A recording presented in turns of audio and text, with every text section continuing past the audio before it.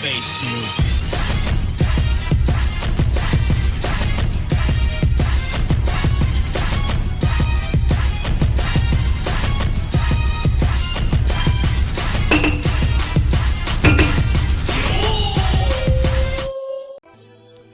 Welcome to the Bushido Gang. What's up, guys? It's Attack on Samurai, and welcome to my Smogon tour match for Sword and Shield.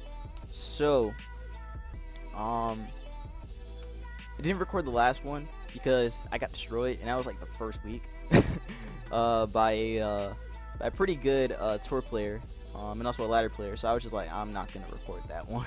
So, this is another one right here. Actually, I think I did record it, didn't I? I probably did record it. Maybe.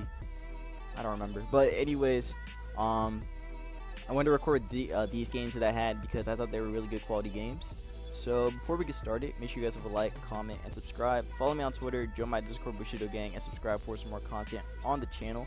Also, check out my Pokemino and check out my Smogon profile. All those links will be down in the description. I'm just trying to get to 150 subs by the time summer hits. So hopefully by then, this whole virus is out the way. Everything's all gonna be, it's gonna be a lot better.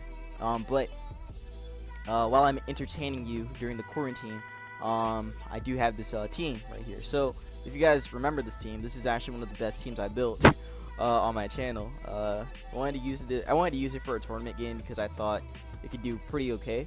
So here is this team's tournament debut. So turn 1, he leads with Dragapult as I lead with Jirachi. So he goes for the U-turn.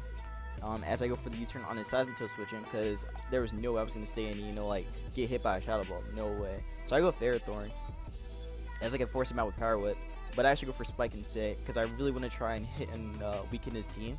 Especially getting that Dragapult into Shadow Ball range after Spikes, and also after getting chips from Ferrothorn.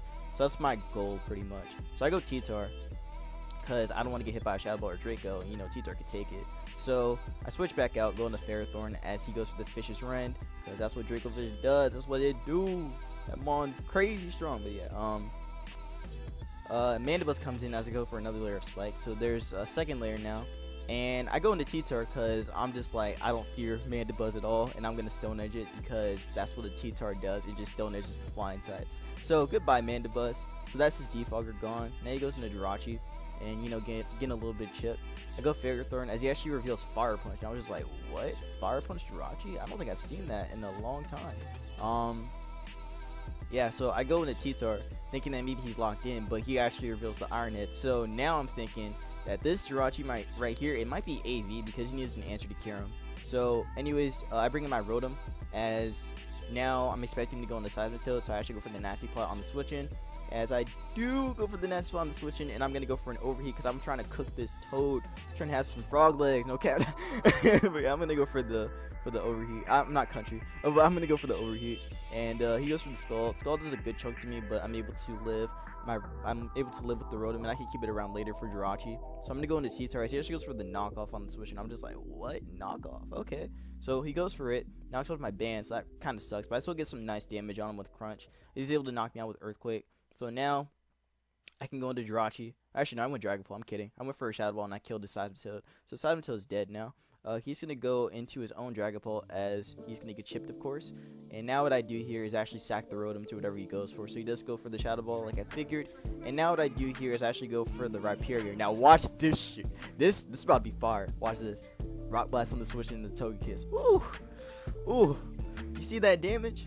Man, I would love to see 5. Oh, but anyways, I bring in the Jirachi as he's going to go for the Roost on the switch in.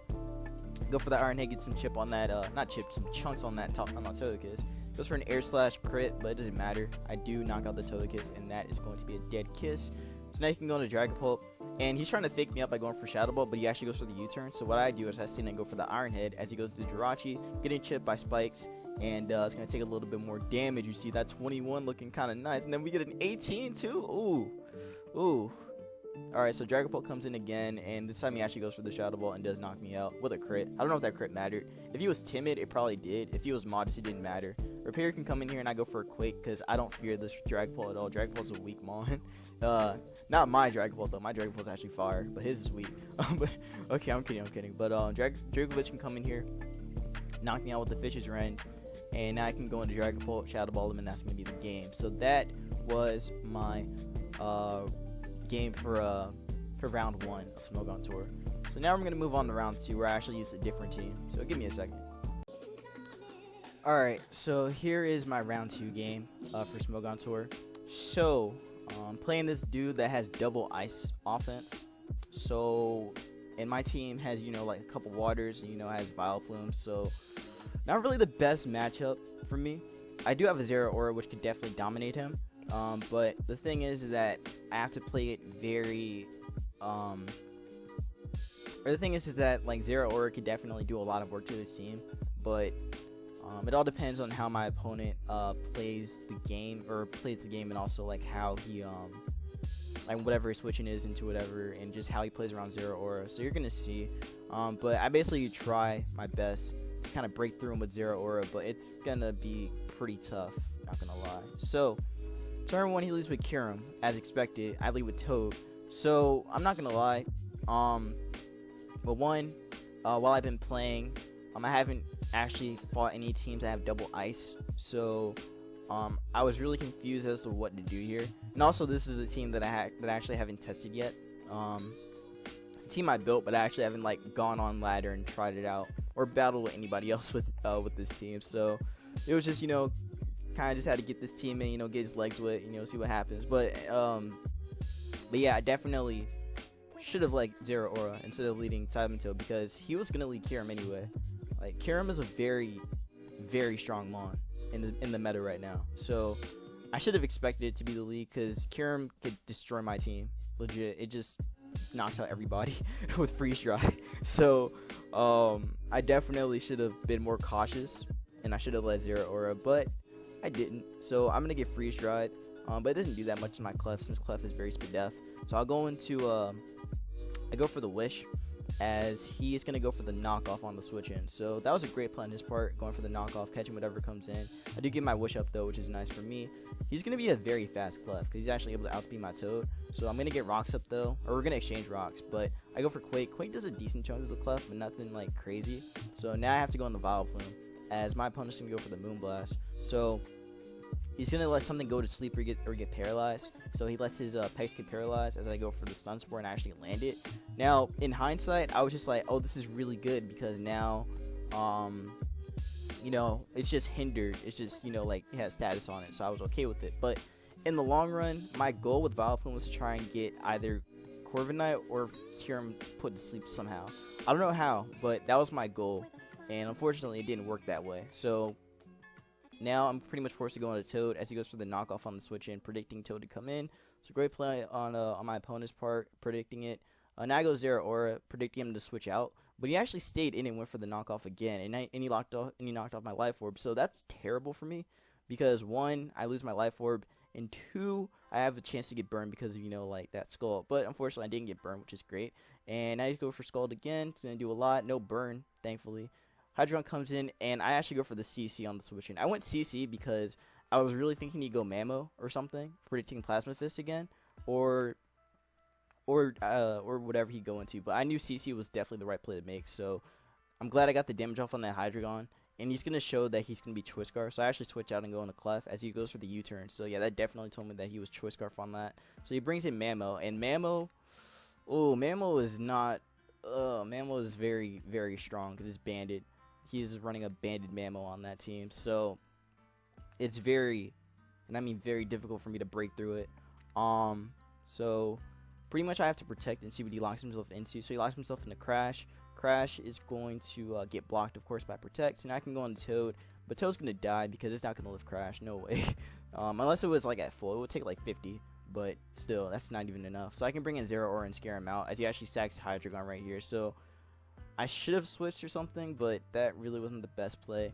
So now I have to go on the Vileplume, as he's going to go for the switching into Mamo. So Mamo's back in, ready to do the thing again. So he's going to Crash. I have to sack Mandibuzz now because I can't do anything else with it. So Mandibuzz is getting sacked. I was hoping he'd miss, so I have a chance to, you know, like knock him off. But unfortunately, he doesn't miss. Actually, him getting knocked off would have been worse, man. I should have defogged. But he brings in Pex as I actually go for the Jet.